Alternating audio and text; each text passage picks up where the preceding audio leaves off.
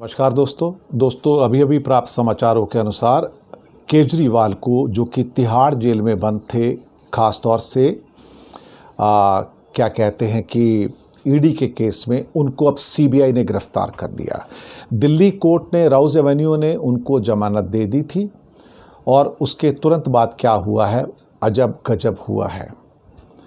दरअसल कुछ ऐसा हुआ है कि हाई कोर्ट ने जमानत तो रद्द कर दी ईडी के कहने पर, और सुप्रीम कोर्ट में सुबह सुनवाई होनी है 26 तारीख को, जहां उन्हें राहत मिलने की पूरी संभावना थी और जमानत मिल जाती।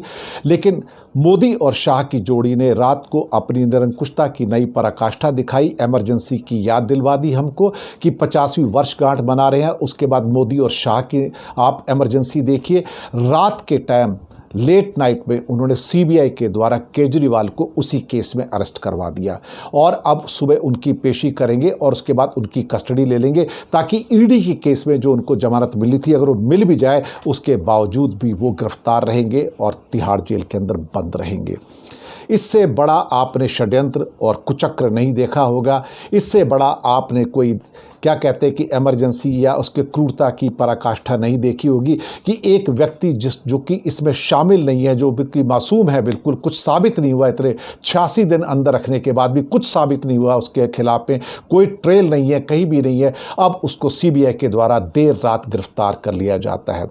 इसलिए मैं आपको ये संबोधित कर रहा हूँ और आपके सामने मैंने ये एपिसोड रिकॉर्ड किया है और आप तक पहुँचा रहा हूँ। शर्म आती है कि कल सुबह जब सुप्रीम कोर्ट के अंदर सुनवाई होने वाली थी, उस सुनवाई के दौरान पूरी संभावना थी कि केजरीवाल को जमानत मिल जाती, लेकिन नहीं साहब, नहीं। यहाँ पर तो अब ऐसा हो रहा है कि जिसको आप क्या कहिए कि मोदी शाह ने रात को ऑर्डर कर दिया कि ये आदमी बाहर नहीं आना चाहिए, जिसका नाम अरविंद केजरीवाल है, इसे जेल में पड़ना चाहिए, सड़ना चाहिए, जाओ अब इसे तुम गिरफ्तार कर लो।